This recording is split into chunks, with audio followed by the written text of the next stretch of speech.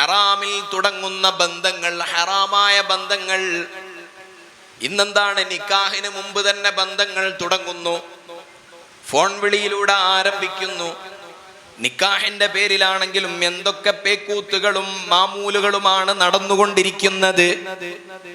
നിശ്ചയമാണ്, കല്യാണവും നിക്കാഹും എന്നാണെന്ന് തീരുമാനിക്കേണ്ട ദിവസമാണ്.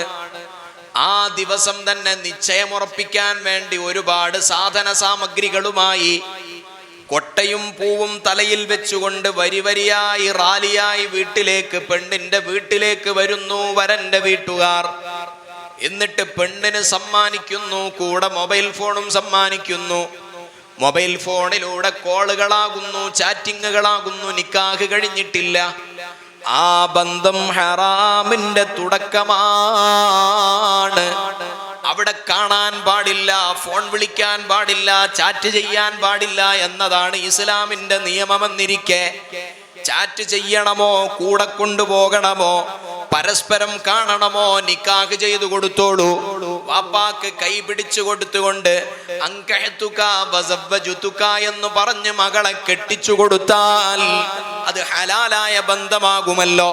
നിശ്ചയം എന്ന പേര് പറഞ്ഞിട്ട് ഫോൺ കൊടുത്ത് ഇങ്ങനെ വേണ്ടാത്തരങ്ങൾ നടക്കുമ്പോൾ ആ ബന്ധത്തിന്റെ തുടക്കം അത് ഹലാലായ തുടക്കമല്ല, പകരം അത് ഹറാമിന്റെ തുടക്കമാണ്. ആ ഹറാമായ തുടക്കങ്ങളിൽ നിന്ന് പ്രതീക്ഷിക്കപ്പെടേണ്ടത് ഹലാലാകണമോ? ഉത്തരവാദിത്വം നമുക്കുമില്ലേ? മക്കളെ മാത്രം കുറ്റം പറഞ്ഞിട്ട് നമുക്ക് മാറി നിന്ന് കൈകൊഴുകി കളയാൻ കഴിയുമോ? ഈ ബന്ധം തുടങ്ങിയാലല്ലേ അതിൽ നിന്നുള്ള ഉൽപ്പന്നങ്ങളും നന്നായി കിട്ടുകയുള്ളൂ. ഹലാലായ നിലക്കുള്ള ബന്ധങ്ങളാകേണ്ടയോ? ഹലാലാകണം.